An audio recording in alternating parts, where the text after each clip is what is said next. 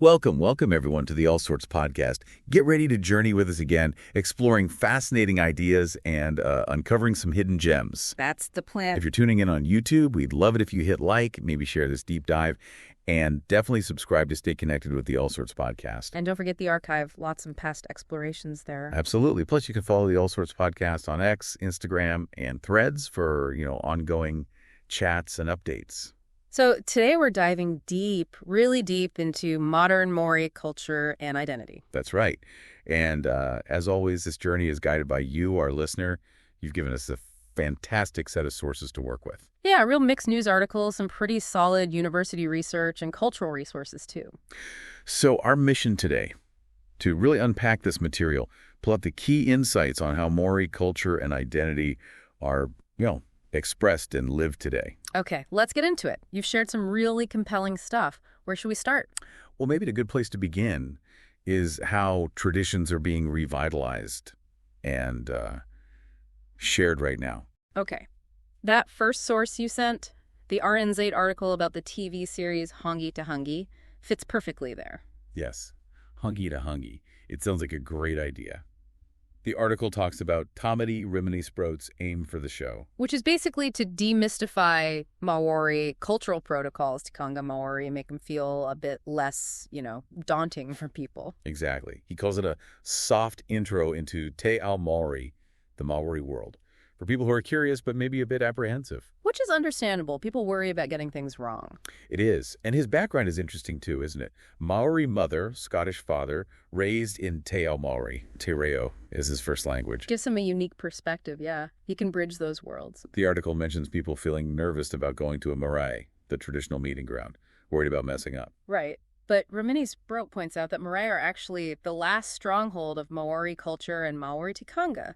And often they're incredibly welcoming, hubs of the community. He gives specific examples, too, like not wearing shoes inside or not sitting on tables. And explains the practical reasons hygiene, especially around food, Kai, and just respect, really. It grounds it, doesn't it? Makes it understandable. Yeah, these aren't just random rules. They often link back to respecting the space, the mana of the place. And then there's Manakatanga, hospitality. Oh, yes. The tradition of making sure guests leave with a full puku. A full stomach. It says so much about the generosity, the care involved. Absolutely.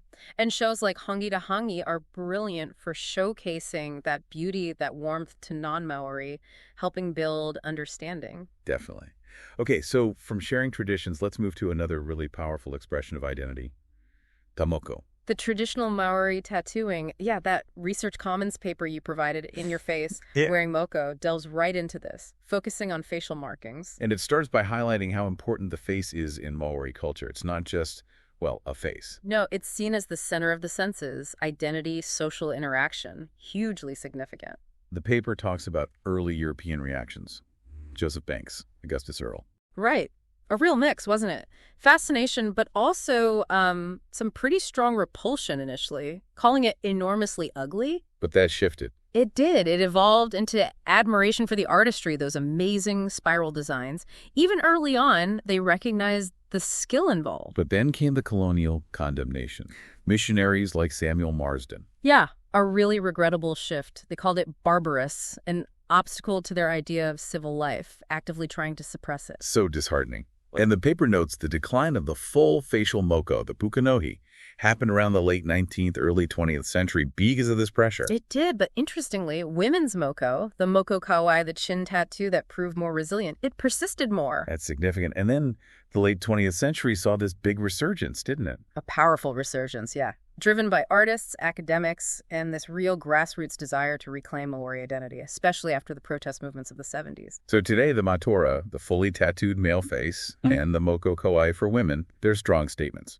Absolutely. Expressions of wakapapa, that connection to lineage, kinship, belonging, or identity. It's a visual declaration. The paper uses Mohi Rua's research, looking at the experiences of people wearing moko now, their motivations, the process, the reactions they get. From both Maori and Pakeha New Zealanders of European descent. And it seems like there's a whole spectrum of reactions. Curiosity is a big one. Yeah, lots of curiosity, sometimes quite intrusive stares, apparently, people wanting to ask questions. Which brings up that point about expectations. The assumption that if you have moko, You must be an expert in the culture, fluent in the language. Right, and that can be a lot of pressure, especially for younger wearers who might still be on that journey themselves, you know? Definitely. It's like the visibility comes with its immediate expectation of deep knowledge. And the paper also touches on prejudice. Riwa's experience in that shop, feeling he was treated differently. Offered lower quality stuff because of his moko. Yeah. That's a stark reminder that bias still exists. It really is. Yeah. And reactions can vary by place to small towns versus big cities. So you get admiration, shyness, questions, but also sometimes intimidation. Unfortunately, yes. It's a mix. The paper mentions Tijuana's kids adjusting to his moko, Riwa's family having different reactions. It affects those around the wearer, too. But the overall feeling from the paper is positive, right? Growing acceptance. Yes, definitely. It highlights growing acceptance, celebration, positive feedback from elders and younger generations. It's a real revitalization. And that wakatauki, the proverb, about moko being a companion for life. A companion until your last breath, it really captures how deep and personal it is. A lasting connection. Okay, staying with tamoko, but shifting focus slightly. That spin-off article by Associate Professor Leonie Pihama, it tackles a really important question. About who has the right to wear moko kawai, the woman's chin tattoo. Yes, a very sensitive topic. Pihama is really clear. She argues moko kawai is a tawanga, a treasure, specifically for Wahina Māori women, passed down from their ancestors, their tupuna. It's not just personal choice, in her view. It's a visual representation of wakapapa linking the wearer to her family, her sub-tribe, her lineage. And she pushes back against what she calls mythologies used to deny women this right, like needing to be fluent in Te Reo or being old enough or needing permission. Right. She and others like Tina Ngata and Mark Kopwa argue that simply being Wahina Māori is the qualification. It's inherent. Kopwa's point about Western meritocracy creeping in the idea you have to earn moko is really interesting. He says it harms the culture. Yeah, making people feel inadequate about their own traditions. It's a powerful critique. And Pihama frames the resurgence of moko kawai as part of this bigger picture. Exactly. A wider political and cultural resurgence. An assertion of Tino Rangatiratanga self-determination and Mana Motohake, sovereignty, reclaiming visual identity. Which is crucial context for the controversy around Pakeha women getting moko kawai. Pihama uses the word privilege deliberately, contrasting it with the inherent right of Maori women. And she points out the lack of discussion about colonial history and ongoing injustices among those arguing for that privilege. She lists at Sally Anderson's reasons: personal transformation, bridging cultures. But notes it's not based on Wakapapa or Maori cultural resurgence. Ihama sees that reasoning as self-entitlement, a misunderstanding of Tikanga. And the artist, Ishini Taylor, being reluctant to say no, Pihama argues declining isn't racism. No, she frames it as upholding Wakapapa, Tikanga, Rangatiratanga, a crucial distinction. Mark Kopwa's historical context about early Pakeha, with moko often being captives, that highlights the power dynamics then. Yeah.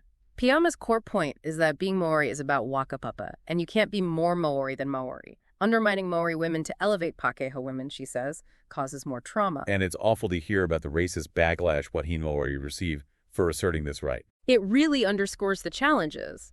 But ultimately, the article positions moko kai as this powerful reassertion of Indigenous right, a resurgence of mana wahine, the power and authority of Maori women. Such an important perspective. Okay, let's shift gears now to another vital part of the culture. Kai, food, and Markai, food gardening. Right, that Te Watuora report you shared on Kai in Wana Lives, especially the Kunga Kai project. What really struck me is how Mara Kai goes way beyond just nutrition. It enhances overall Hawara well-being and Manamotuhaki food sovereignty. And the project's approach, letting Wanao decide what kind of garden works for them, that self-determination seems key. Definitely. The report really highlights the impact on identity, spiritual and mental health, that sense of Manamotuhaki, especially for rangatahi, for young people. Yeah, the survey data is interesting. People valued the uplifting of Wairua, the spirit, and the mana-enhancing side of it almost more than just the food itself. It often starts with wanting food, but these deeper benefits emerge. And the intergenerational connection, too. Paupoi hippie, learning traditional gardening as a kid. Passing down that knowledge, so important. But the report is realistic, too, acknowledging the challenges. Right, the feelings around providing food, the costs, the bigger picture of food security, colonization, land loss. Home gardens help, But they aren't the whole answer. No, but the report shows the positive relationships and collective identity rangatahi gain are huge. They talk about better mental well-being, feeling connected to their roots. And those social connections built through gardening boost food literacy, food sovereignty. Which the report defines as having choice and control over healthy, culturally appropriate food. Real self-determination. Of course, there are barriers, urban life, lack of time, convenience food. Which just highlights why resources, mentoring, community support for these Māori projects are so vital. And the connection to local Māori teaching tikanga sustainable practices. It's about cultivating culture, not just vegetables. Totally. The feedback from families is great, saving money, feeling well, kids eating the food they grew. It really speaks to those holistic benefits the report stresses. Aotearoa, spiritual, kahinengaro, mental, emotional, tamatina, physical. Even using the Maramataka, the Māori lunar calendar for planting, connects back to traditional ecological knowledge. It fosters resilience, self-sufficiency. All right. And the community kitchens using the produce, that ripple effect is powerful. It really is. Health, stronger communities, reconnection to ancestral knowledge. It all flows from initiatives like Māori. Okay, finally, let's touch on traditional Māori symbols. That Mountain Jade NZ resource you sent gives a great overview. Yeah, it's a good summary of how these symbols visually represent the culture, beliefs, history, connecting past and future. You see them everywhere in Māori art, especially Tamoko and Punamu carving, greenstone. And they're not just pretty patterns. Before written language, these symbols were crucial for remembering stories, myths, lineage, spirituality, a whole visual language. And how they're drawn, the orientation, size, it all adds meaning. Right. The resource highlights 6 popular ones in Punamu carving. First, the koru. New beginnings, growth, regeneration. But in Tamoko, it's also about parenthood, ancestry, like a family tree symbol. Then the pikurua, the twist, symbolizing the path of life, the bond between people, loyalty. The toki, the ad shape, represents strength, reflecting the tool itself. The manaya, often seen as a messenger between worlds, the living and the dead, a guardian figure. Heitiki, representing tiki, the first man, a connection to ancestors, cultural identity. And the heimatau, the fishhook, symbolizing prosperity, abundance, safe travel over water, reflecting that deep connection to the sea. And seeing these symbols still used today in contemporary art and jewelry, it's a really visible way people express their identity and connection to Maori heritage. Absolutely. It keeps that visual language alive and relevant. Wow. We've covered so much today. It really shows the richness, the dynamism of modern Maori culture and identity. It really does. And I think a key takeaway is just how active this revitalization is. Tikanga, Tamoko, Māori, they're not relics, they're living practices. Deeply tied to identity, well-being, community. And that assertion of mana wahine through mokokawe linking to the broader push for Tino Rangatiratanga self-determination, that's incredibly powerful. And the impact of Māori, not just physical health, but mental, spiritual, cultural well-being too. Fostering connection, self-determination. So much resilience and creativity. Which leaves us with a final thought, perhaps. Considering all this resilience, this creativity in modern Maori culture, what does that tell us about the enduring power of Indigenous knowledge and identity in, well, a rapidly changing world? Something profound to reflect on. Indeed. And as we wrap up this deep dive, just a final heartfelt invitation from us. If this exploration resonated with you, if it sparked something, please share the Iroha. Like, share, and subscribe to the All Sorts podcast on YouTube. Dive into our back catalog for more deep dives, and please join the conversation with the All Sorts podcast community over on X, Instagram, and Threads. Until next time, kia ora kutau.